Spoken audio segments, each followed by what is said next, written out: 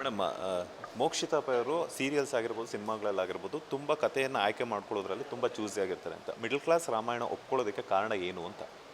ಕತೆ ತುಂಬ ಚೆನ್ನಾಗಿದೆ. ಅಂದರೆ ಕತೆ ನೋಡಿದಾಗ ನಮ್ಮ ಸುತ್ತಮುತ್ತ ಹಿಂಗೆ ನಡೆದಿದೆ ಅಲ್ವಾ ಅಂತ ಅನಿಸುತ್ತೆ.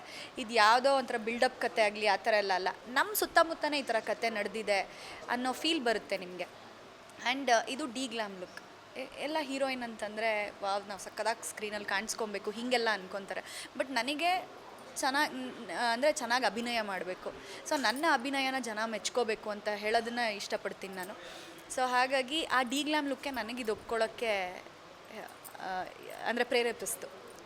ಎಲ್ಲ ಒಂದು ಕಡೆ ಅನ್ಕೊಂಡಿದ್ರ ಅಂದರೆ ಲೈಕ್ ಏನಂತಂದರೆ ಪಾರು ಸೀರಿಯಲಲ್ಲೂ ಕೂಡ ನೀವು ಹಳ್ಳಿ ಹುಡುಗಿ ಪಾತ್ರವನ್ನು ಮಾಡಿದರೆ ಅದರಲ್ಲೂ ಕೂಡ ಮೇಕಪ್ ಸ್ವಲ್ಪನೇ ಇತ್ತು. ಆ್ಯಂಡ್ ಈ ಸಿನಿಮಾದಲ್ಲೂ ಕೂಡ ಅಂದರೆ ಸೀರಿಯಲ್ಸ್ ಆ್ಯಂಡ್ ಸಿನಿಮಾದಲ್ಲಿ ಎರಡೂ ಕೂಡ ಡಿ ಗ್ಲಾಮ್ ಲುಕ್ ಎಲ್ಲ ಒಂದು ಕಡೆ ಪ್ಲಸ್ ಪಾಯಿಂಟ್ ಆಗುತ್ತೆ. ಇನ್ನೊಂದು ಕಡೆ ಅಭಿನಯ ಅಂತ ಬಂದಾಗ ನಮಗೆ ಸ್ಕೋಪ್ ಜಾಸ್ತಿ ಇದ್ದಾಗ ನಾವು ಒಪ್ಕೊಳ್ಳೇಬೇಕಾಗುತ್ತೆ.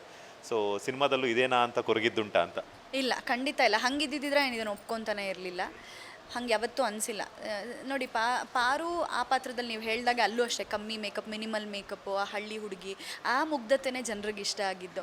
ಸೊ ನಮ್ಮ ಜನರಿಗೆ ಕತೆ ಪರ್ಫಾರ್ಮೆನ್ಸ್ ಇಷ್ಟ ಆಯಿತು ಅಂದರೆ ಯಾರನ್ನೇ ಆಗಲಿ ಅಕ್ಸೆಪ್ಟ್ ಮಾಡ್ತಾರೋರು. ಸೊ ಅದನ್ನೇ ನಂಬಿದ್ದೀನಿ ಈ ಸಿನಿಮಾದಲ್ಲೂ.